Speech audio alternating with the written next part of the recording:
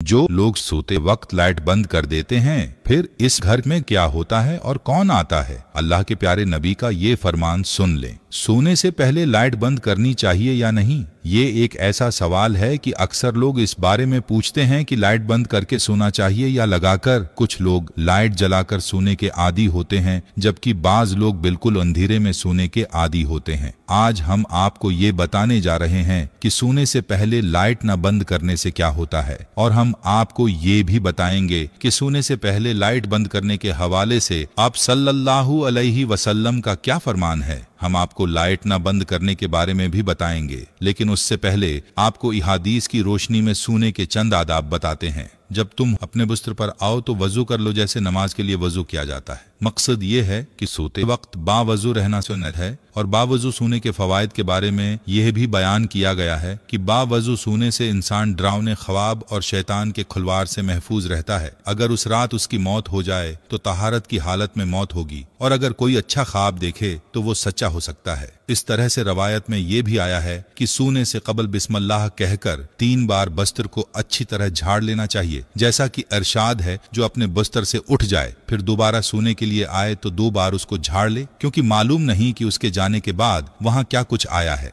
हमें चाहिए कि सोने से पहले इन बातों का खास ख्याल रखें। अब बात करते हैं कि रात को लाइट न बंद करने के हवाले से आप सल्लल्लाहु अलैहि वसल्लम की हदीस है कि सोने से पहले आग और चिराग बुझा दें, जैसा कि जाबिर बिन अब्दुल्लाह रदियल्लाहु ताला अन्हा से रवायत है। आप सल्लल्लाहु अलैहि वसल्लम ने फरमाया, रात में जब तुम सोने जाओ तो चिराग बुझा दो और दरवाजे बंद कर दो। और हजरत अब्दुल्ला बिन उमर रदियल्लाहु ताला अन्हा कहते हैं कि आप सल्लल्लाहु अलैहि वसल्लम ने फरमाया, सोते वक्त अपने घरों में आग को जलते हुए न छोड़ो। एक और रवायत में है कि चिराग बुझा दो, क्योंकि बसा औकात चूहा चिराग की बत्ती को भड़काकर घर वालों को जला डालता है। आपने मुलाहजा फरमाया कि हादीस नबवी सल्लल्लाहु अलैहि वसल्लम में रात को चिराग यानी लाइट और आग को बुझाने की ताकीद है, और इन्हीं रवायात की रोशनी में ये कहा जाता है कि अगर आग या चिराग जलाए रखने की जरूरत हो, उससे महफूज रहने के असबाब लाजमी अख्तियार कर लिए जाए, ताकि हदीस में जो सबब जिक्र किया गया है अगर वो खत्म हो जाए, यानी एहतियात को मलहूस खातिर रखना जरूरी है, ताकि किसी किस्म के नुकसान से बचा जा सके। उसी हवाले से इमाम कर्तबी रहमतुल्लाह अलैह फरमाते हैं, आग बुझा दें या फिर ऐसे तरीके अपनाएं कि वो भड़क न सके।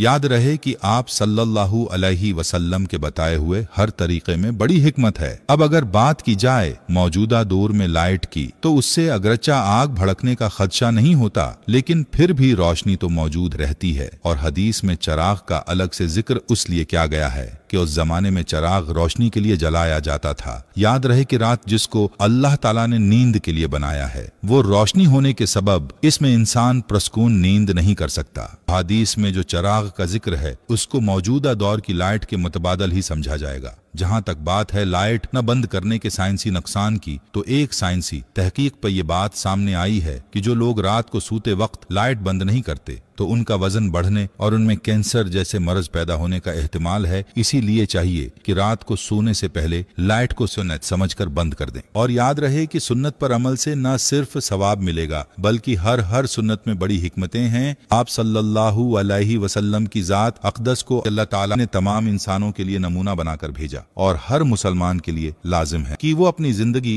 आप सल्लल्लाहु अलैहि वसल्लम की तालीमात के मुताबिक गुजारें। इसीलिए चाहिए कि जो सोने के आदाब और सुन्नतें हमने बयान की हैं उन पर अमल किया जाए, और उसके अलावा भी सोने के बहुत से आदाब हैं, उन आदाब को भी सीख कर उन पर अमल करने की नीयत की जाए। हर मुसलमान के लिए जरूरी है कि रात को सोने और लेटने का सुन्नत तरीका मालूम करें और उसके मुताबिक सोया करें। याद रहे कि मुसलमान का हर वो काम जिसे आप सल्लल्लाहु अलैहि वसल्लम की सुन्नत और तालीमात के मुताबिक किया जाए, वो इसके लिए इबादत बन जाता है। जैसा कि रवायत में आता है कि हजरत अली रदियल्लाहु ताला अन्हा से एक मर्तबा किसी यहूदी ने सवाल किया कि आप लोग दिन में कितनी देर इबादत करते हो। इसके जवाब में हजरत अली रदियल्लाहु ताला अन्हा ने फरमाया कि हम 24 घंटे इबादत करते हैं। तो इस जवाब पर इस यहूदी ने कहका लगाया और कहने लगा कि आप लोग खाते पीते नहीं हैं, रात को सोते नहीं हैं और दुनिया के काम काज नहीं करते। तो उसके सवालात का हजरत अली ने बड़े तहम्मुल से जवाब अर्ज किया कि हम लोग खाते पीते भी हैं, सोते भी हैं, दुनिया के काम काज भी करते हैं, लेकिन ये सब हम आप सल्लल्लाहु अलैहि वसल्लम के बताए हुए तरीके के मुताबिक क्या करते हैं, उसी तरह ये सब काम हमारे लिए इबादत ही शुमार होते हैं। उस पर यहूदी लाजवाब हो गया। बात करने का मकसद ये है कि हमें भी चाहिए कि हर काम आप सल्लल्लाहु अलैहि वसल्लम की सुन्नत के मुताबिक करें। उम्मीद है